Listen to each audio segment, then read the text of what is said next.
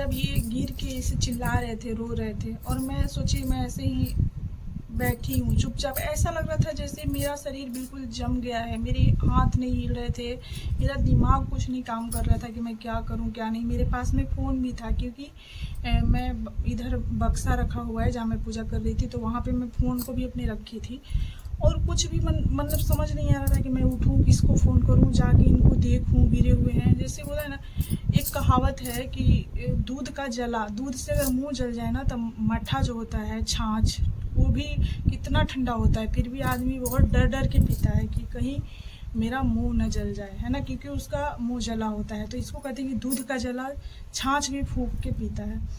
तो मेरा क्या हुआ ना कि जब ये गिर गए ऐसे रोने लगे, तो मुझे लगा कि जा, अब क्या हो गया। मतलब बहुत गलत गलत थॉट आने लगा मन में, और मैं बिल्कुल वहीं पे जैसे बर्फ़ जम जाता है फ्रिज में कि उसको लगता है कि कितना भी खींचेंगे ना तो वो जल्दी छूटेगा नहीं उस जगह से, वैसा मेरा शरीर जम गया था। मेरा बिल्कुल समझ नहीं आ रहा था कि मुझे उठ के मैं दौड़ के जाऊँ अपने हस्बैंड के पास, उनको क्या हुआ है, या फिर मैं किसी को फ़ोन करूँ हेल्प के लिए, क्या करूँ, कुछ भी मेरी कुछ समझ नहीं आ रहा था दोस्तों। मतलब मेरे पति गिर गए हैं, क्या हो गया इनको। और इतना मेरा सोच, जब तक मैं ये सब सोचती करती तब तक इनको जो सारे लोग हैं आसपास के, जब ये चिल्ला रहे थे, तो मिस्त्री, लेबर, दीपक जी थे, पापा थे, सब लोग दौड़ के गए और जाके इनको ऐसे ही टांग के गमछी उमछी पूरा बांध उंध के, और दीपक जी का जैसे उनका गाड़ी है 4 व्हीलर, तो भी गाड़ी से इनको लेके और फिर ये लोग गए बनारस गए। अभी ये लोग जा रहे थे और चाची जी आई, बहुत लोग आए थे, मतलब बुआ जी थी, पिंकी दी, सब लोग आई थी। लेकिन क्या है ना, सब लोग समझाते रही कि कोई बात नहीं। अब मैं इतना रो रही थी, अब जाके मैं रो रही थी। सोचिए, जब जब तक मुझे ये चीज़ सुन रही हूँ कि मेरे हस्बैंड गिरे हुए हैं, पर मुझे न आंसू आ रहा था, न मैं उठ के गई, कुछ नहीं, वहीं पे चुपचाप जैसे कहल जला भोजपुरी में कि काठ मार दिलस, कहल जला नु, तो वैसे ही काठ मार दिलस हमके। मतलब एकदम बिल्कुल भी जैसे देखिए दोस्तों मेरे साथ क्या होता है।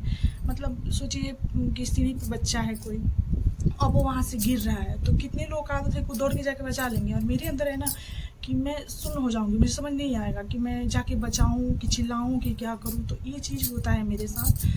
और जब तक इनको सब लोग गाड़ी में बिठाए और ये चिल्ला रहे हैं, और चाची जी लोग आई, जब मुझे कहने लगे कि मतलब वो गिर गिलन का, मतलब वो लोग वो सीन वो अलग ही था। मैं वो चीज़, मेरे पास शब्द नहीं है कि मैं कैसे बताऊँ कि क्या मैं फील कर रही थी। तो फिर मैं बहुत रोने लगी, बहुत मुझे यही रोना आ रहा था कि भगवान मेरा कर्म किस्मत कैसा बनाए हैं। मतलब आप सब तो मेरी फैमिली है, सब कुछ जानते हैं, और सारी वीडियो भी मैं शेयर की हूँ कि क्या क्या हुआ क्या नहीं हुआ मेरी लाइफ में।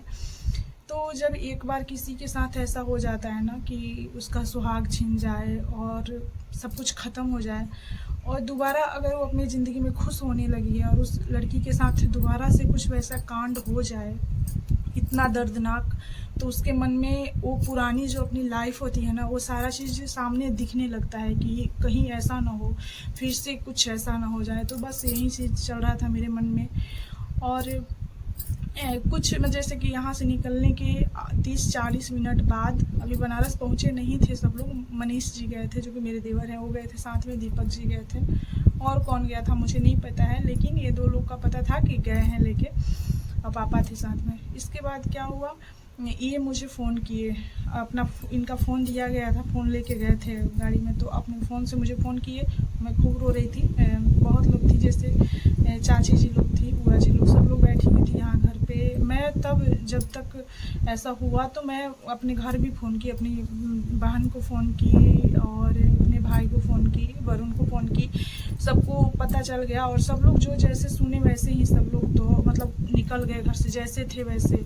सोचिए, कुछ लोग बनारस गए, जैसे जिया जी बनारस गए, वरुण यहाँ आया बाइक लेके, इधर पारन भी नहीं की थी, और मैं बस रो रही थी। और फिर छोटू भी आ गया। इसके बाद मैं छोटू को यहाँ पे छोड़ दी, बोली कि घर पे रहना, घर पे कोई नहीं है, और वरुण के साथ मैं बाइक से गई बनारस। जबकि इतना दिन की लाइफ में मैं बनारस कभी भी बाइक से नहीं गई थी दोस्तों। हमारे यहाँ मतलब द्वार पे से ही गाड़ी ज़्यादा है, तो हम लोग बनारस उसी गाड़ी से जाते हैं, क्रूजर या फिर कोई भी 4 व्हीलर गाड़ी 2-3 गाड़ी है जो जाती है मेरे ससुराल से डायरेक्ट बनारस, तो हमें जाना भी होता है किसी काम से तो वैसे ही जाते हैं, बाइक से कभी नहीं गए। लेकिन उस दिन कुछ भी समझ में नहीं आ रहा था, मुझे बस इतना लग रहा था कि मुझे जाना है, उनको देखना है। लेकिन दोस्तों मैं एक बात आप सबको बताना भूल गई, इस बीच में जब तक मेरा भाई अभी यहाँ आया नहीं था, अब कितना हो 2 घंटे का सफ़र है तो आते आते टाइम तो लगेगा, और वो लोग निकल गए थे घर से और कोई अभी यहाँ आया नहीं था, चाची जी लोग थी, तो ये भी अभी बनारस पहुँचे नहीं थे हॉस्पिटल, चंदौली के आसपास थे कहीं। तो मुझे फ़ोन किए थे और फ़ोन करके बोल रहे थे कि बिल्कुल तुम रो मत, रोना मत, कुछ नहीं हुआ है मुझे, और बस पैर टूटा है, यही चीज़। दर्द से परेशान है, बिल्कुल दर्द से परेशान है। सोचिए जिस इंसान का दोनों पैर टूट गया है वो किस कंडीशन में होगा, आप सब सोच सकते हैं कि कितना पेन हो रहा होगा उसे। फिर भी मुझे फ़ोन करके बोले कि तुम रो मत, मुझे कुछ नहीं हुआ है, मैं बिल्कुल ठीक हूँ, बस मेरा पैर टूट गया है, ये चीज़ बस जान लो, घबराओ मत। क्योंकि उनको पता था कि मैं अकेली हूँ, मतलब क्या सोच रही हूँ, क्या कर रही हूँ, उनको पता था कि हाँ कितनी परेशान होगी, रो रही होगी। तो जब ऐसा बोले ये फ़ोन करके तो थोड़ा सा मुझे हुआ कि हाँ चलो ठीक है, बोल तो रहे हैं ठीक है। लेकिन सब लोग कह रही थी कि 6 महीने साल भर लगेगा, बेड पे पड़ा रहेगा, कोई बात नहीं, ठीक तो हो जाएगा। इंसान पैर टूट जाता है, एक्सीडेंट हो जाता है किसी का, फिर भी आदमी ठीक तो हो जाता है, ऐसा थोड़े है। चलो भगवान का मतलब भगवान को शुक्रिया करो, भगवान को धन्यवाद दो कि तुम एकादशी व्रत में थी और भगवान की कृपा से वो ठीक है, उसको पैर टूटा है, कोई बात नहीं, ठीक हो जाएगा। ना जिस तरह से लोग होते हैं ना कि हाँ संतावना देते हैं, तो बस सब लोग कह तो रहे थे लेकिन मेरे मन में दिमाग में कुछ और ही चल रहा था, मैं बहुत परेशान थी दोस्तों। फिर इसके बाद वरुण आ गया, फिर बाइक से मैं वरुण के साथ गई बनारस, और इतना स्पीड में कि मतलब ऐसे तो मैं उसके साथ कहीं जाती हूँ तो मैं उसको बोलती भी हूँ कि आराम से चल, स्पीड कम करके चल। लेकिन जब वहाँ जा रहे थे हम लोग, इतना तेज़ स्पीड में मतलब हम लोग गए, बाइक लेके गया, मैं कुछ भी नहीं बोल रही थी कि आराम से चल या कुछ, मेरे दिमाग में बस चल रहा था कि बस जल्दी पहुँच जाएँ हम लोग, बस जल्दी से देख लो उनको।